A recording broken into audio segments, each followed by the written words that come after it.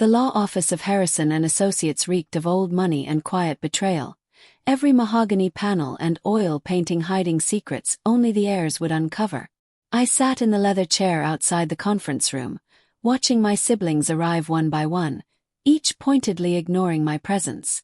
Michael came first in his custom Italian suit, already wearing the smug expression he had perfected over 40 years as Dad's golden child.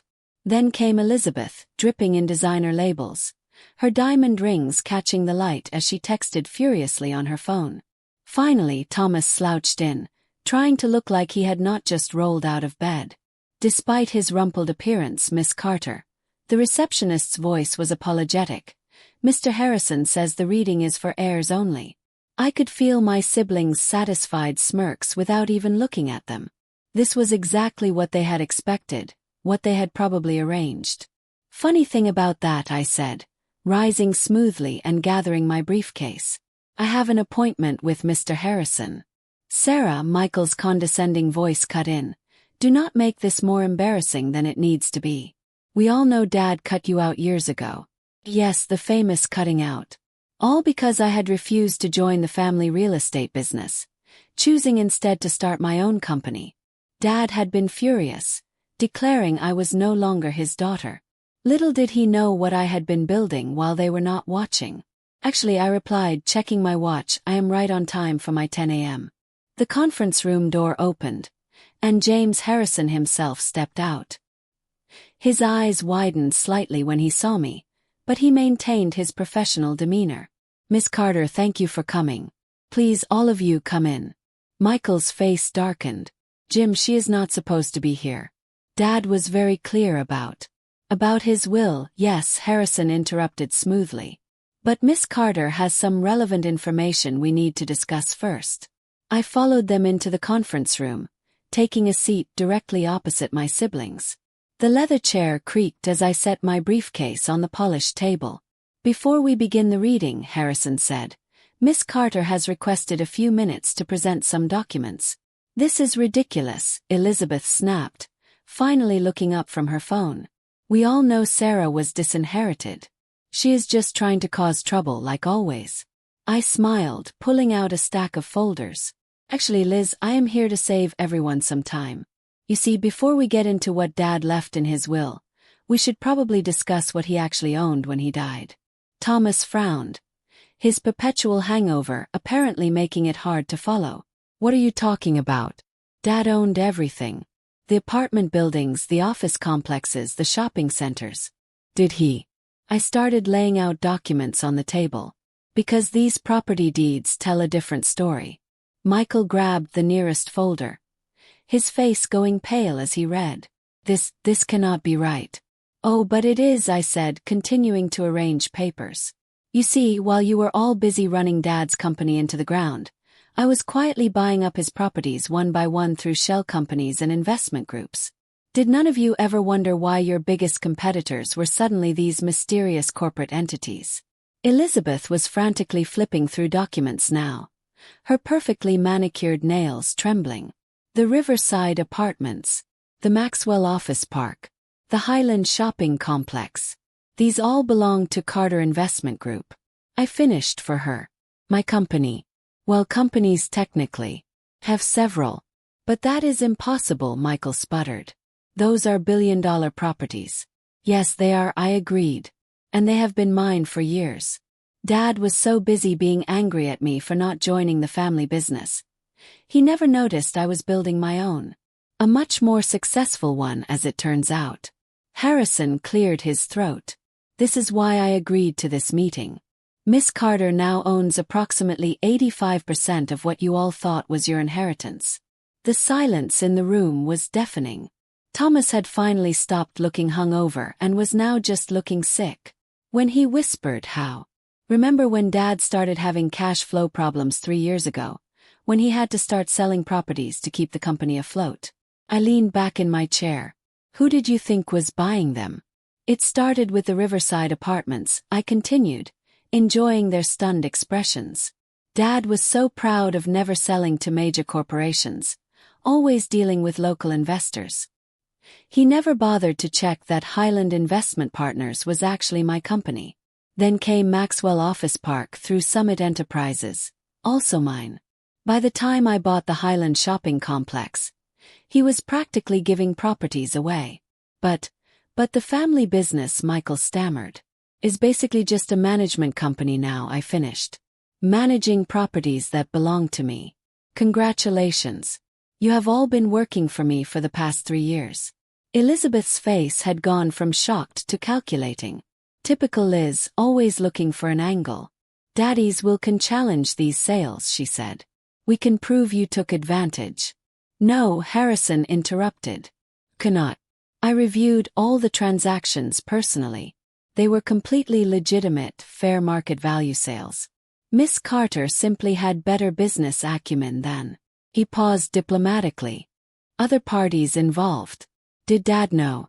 Thomas asked quietly. At the end, I felt a flicker of emotion, quickly suppressed. I told him 2 weeks before he died. Would you like to know what he said? They leaned forward despite themselves. He laughed, I said softly. Actually laughed. Said he should have known the daughter, who refused to join his company, would be the one to beat him at his own game.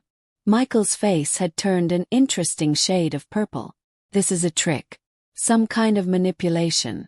Would you like to see the bank transfers? I offered, pulling out more documents. The property assessments.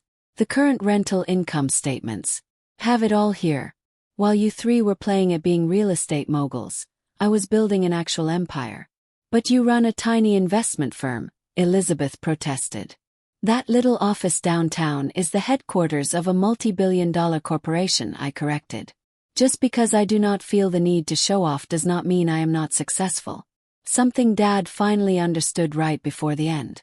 Harrison cleared his throat again. Perhaps now would be a good time to read the will. I nodded, settling back to watch the show. To my children, Michael, Elizabeth, and Thomas, Harrison read, I leave my remaining business interests and properties, which, as Miss Carter has demonstrated, consist mainly of the management company and a few smaller properties. My siblings sat in stunned silence as Harrison continued. To my daughter, Sarah. I could feel their shock at hearing my name. I leave my private art collection and personal properties, along with an apology. You proved me wrong, and I have never been happier to be wrong in my life. Elizabeth's phone slipped from her hand, clattering on the table. The art collection. But that is worth more than what is left of the business, I smiled. Yes, I know. Ironic, is it not? This cannot be legal, Michael declared, standing up. I'm calling our lawyers. Feel free, I said, gathering my documents. Though you might want to check the management company's contracts first. All those properties you have been managing, those contracts are up for renewal next month. The threat hung in the air. Without those management contracts, their company would be worth practically nothing. You would not, Thomas said. We are family. Family, I laughed, but there was no humor in it. Was it family when you all supported Dad cutting me out, when you mocked my little investment firm, when you spread rumors in the industry about my competence? I stood straightening my jacket. But you are right. We are family. Which is why I am offering you all jobs. Working for me. Real positions. No nepotism. You will start at entry level like everyone else. Entry level. Elizabeth looked like she might faint. But we have experience. No, I corrected. You have practice at spending Dad's money. Now you can learn how to actually earn it. Harrison was trying to hide a smile behind his hand. He had watched this family's drama unfold for 30 years. This must be better than television for him. The management contracts, Michael said, his voice hollow. How much? Let us discuss it next week. My office. 9 a.m. Monday. Do not be late. I am not as forgiving as Dad was about tardiness. As I walked to the door, I paused. Oh, and Elizabeth. That penthouse apartment you live in. The one Dad gave you for your wedding. The rent is going up. Market rates. You understand. Business is business. The last thing I heard as I left was Thomas's weak voice. Does anyone else feel like we have been playing Monopoly while she was playing chess? In the elevator, I finally let myself feel everything I had been suppressing. Dad's last words to me played in my head. I was wrong, Sarah. So wrong. You did not reject the family business. You reinvented it. My phone buzzed. Text from Mayo. How did it go? Just as expected, I replied. Tell HR to prepare 3 entry-level training packages and contact building management at Elizabeth's penthouse. Time to adjust the rent to market rate. Another buzz. Ruthless. I love it. Lunch to celebrate. Cannot, I texted back. Meeting with the art appraiser about Dad's collection. Apparently he had better taste than his children. Stepping out into the sunshine, I took a deep breath. The city skyline spread out before me. Half the buildings owned by my companies. Not bad for the daughter they had written off as a failure. My phone buzzed again. Michael trying to call. I declined it, sending a quick text. All business matters through proper channels. Monday. And do not forget to bring your resume. Sometimes the best revenge is not getting even. It is rising so far above them they cannot even see you anymore. And sometimes the greatest legacy is not what you inherit, but what you build while everyone else is waiting for their inheritance. Dad understood that in the end. Now it was time for my siblings to learn the same lesson. The hard way. As I drove back to my office, my real office, not the small front they all knew about, I could not help but smile. Monday morning would be interesting. Very interesting indeed. After all, nothing teaches humility quite like realizing the sister you dismissed as a failure has been your landlord all along. As the city shimmered under the morning sun, Sarah walked into her office. Not the one her family mocked, but the headquarters of an empire they never saw coming. The legacy her father left behind was not in his will, but in the lesson he finally learned. And now it was her turn to lead. Not just a company, but a new chapter where respect was earned, not inherited. If this story of power, betrayal, and ultimate redemption moved you, make sure to like the video, subscribe to our channel, and turn on notifications so you never miss another powerful revenge story. Share this with someone who believes success is the best revenge.